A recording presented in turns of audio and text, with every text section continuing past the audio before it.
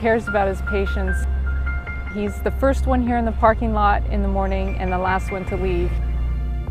Long before he became an extraordinary doctor, Gary Heit was acquiring the qualities. His father was a Brooklyn street kid. His mother's family had to flee the Ku Klux Klan. So I think between the two of them, we all inherited this interesting mix of sort of common sense, and social justice, as well as just like be nice to people. I mean, you've got nothing to lose. Nice to people he is. Come on in. It's home away from home. But stuffy he is not.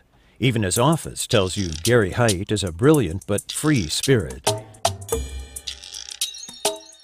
As an undergraduate at UC Santa Cruz, Gary met Bruce Bridgman, a psychobiologist studying how our biology affects our behavior.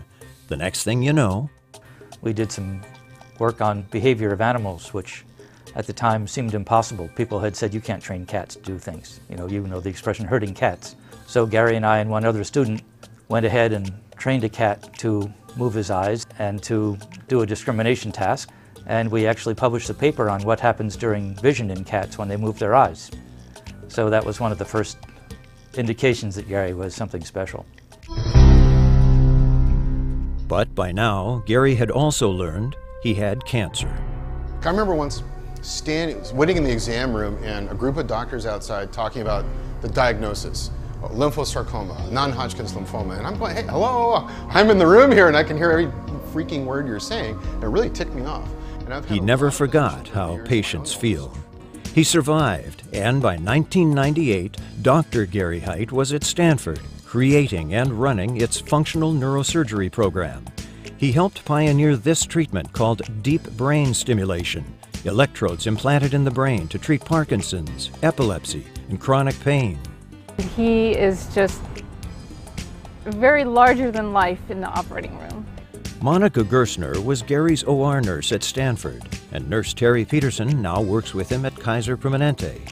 They both have seen Gary work wonders.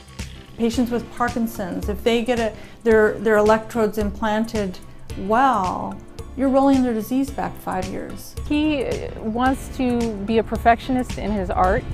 He wants to have the patient have the best outcome possible, and he wants to have fun doing it. Push down as hard as you can. Nice shoes. Thanks. Are they comfortable? Most of my patients, I don't really care if they call me Gary or Dr. Heit or Dr. Gary. It's whatever makes them comfortable. When I took the job and he said, and if you ever call me Dr. Heit, I'll have to fire you. Oh, fun. But even the best neurosurgeon can save only so many. And so Gary co-founded a nonprofit to share neurosurgical expertise and equipment with underdeveloped countries. I build these neurosurgery departments in developing countries, and they in turn will teach other neurosurgeons.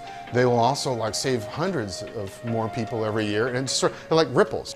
Professor Bridgman was right. Gary would be special. I think Gary is an example of the best of what UCSC can offer, that he combines technical knowledge and expertise with the compassion and humanity that makes it all count.